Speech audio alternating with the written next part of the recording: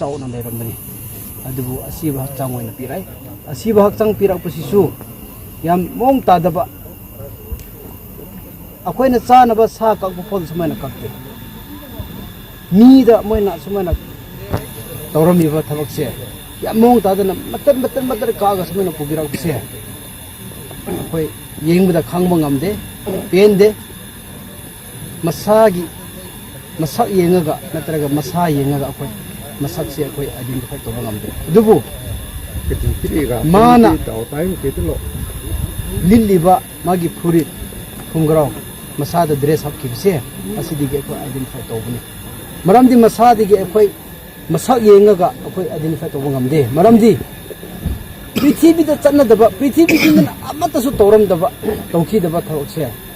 matan ka khrabni na masak tagi de akhoi karisu akhoi identify toba ngamde masak khangba ngamde adubu mahakna liliba setliba khungrau firondagi akhoi se identify ti akhoi gi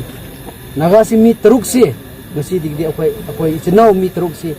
moi gi dress tagi akhoi gi mi taruk se identify tore habjidi mi dagi thongsu ajani bune aduna mokhoina toriba thabak se uba matamda aisi lupane adubu yengba matamda yengba ngamde khangba ngamde supen pen maki imung munung lupi angang sin uragi siguma thamoi se thongba kanam ta kuki sing se thamoi da moi gi mi okhan am ta chenge aduna si kanana hatna kadai digi pura puno kamana to hibno kadai digi pura puno kanana hat puno hebsdi kan thubu metam da sidi doctor gadi kide ko sungya yaroi hebsdi pura hobi se makku kumba loi phangde na ta ro kya phange kya wa makku sidi suna di leye suna leye adubu hujiki magi masada mata ka abnina akhoi nadi loina makta suna phangi phangde da haiba ngamdre maramdi mata leirabnina akhoi na su yengba ngamde akhoi na moigi masasi kaman lebu so akhoi yengba ngamde aduna akhoi ji mitruk sidi am tam thina hatpi khiba yam tam thina tobi khiba hatpa matam da moise nupa oiradi lanne heragadi nomaina tok kapthok pibo oiragadi adugi dun amu yengda khra kena to adubu yamna kare gini yamna ot nairaga happy kiba thangna paire heraga matar ka piraga sumena to bi kipse moi chage na ka ibra sumpen pende siguma thabaksi akoi sumpen pende suye yaning de haibisidi akoi media thongda ainingi aduna yama thubo matamda kadai digi pura kibno kanana pura kibno kanana hatpno haibise yama thubo matamda government asina state government asina yama thubo matamda mihat ado uthok pio haibsidi midai gi thongda hana haijabni body je accept to the election koi body si koi accept to roi maramdi akhoina expect to budi makhoi gi mi tramari se yam safe when akoi pi gibni adu akoi gi mi singdu yam safe when pira gadi haina akoi khamen adu akoi gi mi hatoga sumana mata ka aga pira ga kamen akoi logni sidi akoi lobunga moi sunglo lo ro he sidi akoi hajani haji ko postmortem di taw khaba ko postmortem di akoi tawdri postmortem just ngasi gi de akoi moi gi si akoi gi mi ne have se identify to na bi khata akoi tawjabni ngam di kai phangbusi akoi phangbogi mafam se akoi da hairak-tri aduna hojik aina hairi bise phangbusi kadai digi phangbuno kanana hatpuno haibse yam thubam tam to pio haibsi media gi thongda thamjabi ado khina ubu matam da ngasai gi police ki statement gi matungena lailon bhai gi area da gi phangbane haibgi du gi statement number su thokre da namang da ado mamang da su state government na lailon bhai da kosmaina combing operation chathare missing oriba hajiki naga gi hostel singji gi combing operation chathare ha ba khon je thonggi ba leire aduga nahan that ten da mug lailon bhai gi area da gi phangbane ha bi kari he sigi sidi akoi da police na combing chatle khole ha bi akoi su adum ta di tai ꯆꯠꯄ꯭ꯔꯥ ꯆꯠꯇꯕ꯭ꯔꯥ ꯍꯥꯏꯕꯗꯤ ꯑꯩꯈꯣꯏꯒꯤ ꯃꯤꯠꯅ ꯎꯗꯕꯅꯤꯅꯀꯣ ꯑꯗꯨꯗꯤ ꯑꯩꯈꯣꯏꯁꯨ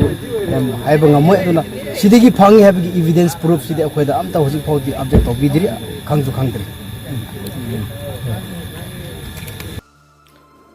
Manipur Police ki personal ani WY tablet kg taruk lomga loinana Kangpokpi district ki phare pharaba personal ani edudi MD Zuma Khan sei nifugani thoi amadi MD Hafizuddin sei nifugani thoini MD Zuma Khan na Maram Police Station Constable oibani dugi MD Hafizuddin Special Operation Team SOT ki makhada ti khole naka se posta head constable oina leibani hari hiramasi gi matang da mioi ani amasu Fagat pada yauri makoi edudi MD Zamir Khan sei nifuga manga madi Samim sei kuntraga taru Zamir Khan gi loina bini fagalaba makoi singadu winger amadi car amada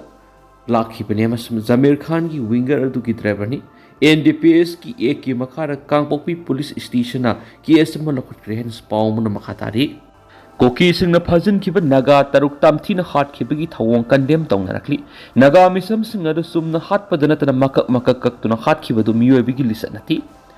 Koki khulai pai bising na naga misam taruk lairon baifai khulgi phak raga tamthi na hatuk lambigi thawong luk kaya na condemn tong narakli Zongam na thadorak pachiyola mada hairibana mara leijadra naga misam taruk adu sum na hat padana tana makak tu na hat kibagi thawong adu Yamna Tamoi Sokning ni Taudo Odur Lake Drabasing Imung Manuna Tingnariva Awabra Saruyari Zau Singna Zau Paiti Baifai Simte Tangal Tedim Sute Gangti Amasu Mati Masakangi Baifai Kuki Maramasum Tado Kuki Singasi Zominati Zomi area the Liva Nagamata Khudong Tiban Halwari Amasum Coordination Committee Longmi area Tadorok Pasiola Manasuko Kish in the Nagamisam Taruk Hard kibigi thawong adu akan mamona condemn tarakli mihat ashigi mayokta UNC na ngasi ayuk pung taruk tagi pung kunga mari subna mihat ashigi asuma justice phangan gada bani haina santiyoy ba mon sathariba protest asidasu lup asina mapung phana support tawi UNC na sathariba shutdown asida miyam transport union business educational institution amaso public office na mapung phana support tawi UNC amasum masiga satminariba community singnasu shutdown asigi manungda hingsagi thawongsing sathadana ba public amasum private property sing ama ata thondana ba madi kanagum amatara tathita waina tawdana ba appeal tarakli Working Committee Joint Tribal Council asigi UNC na nagamisam taru hat ki basigi matangda justice phangangadabani haina demand tawbaga loinana miat asigi mayokta yaningdaba phungdoktuna sathariba total shutdown gi khongjang asida mapung phana support tawi hari Myanmar da lairiba is the Naga student association asu Manipur da kuki sing na nagamisam taruk fakraba matungda tamtin hat ki bigi thawong se akan mamon kanem tawi thawong se miwe bigi lisat ki wam lisataba kwai digi sakhataba thawdo mani thawdo asigi tangda mari leinaba singna khudakta investigation sathaduna mara leibam hioi singa du faduna matik saba serak pigadabane amasum thawdo asigi justice phangangadabane asigumba wakhal yaudaba mihat asid reason asid leidiba naga singda hena asawa pohli thawdo asigi matangna mari leinaba authority singna mihat asid hak thengna natraga nakoinana mating pangliba kudimak matik saba serak pigadabane asigumba misa miyam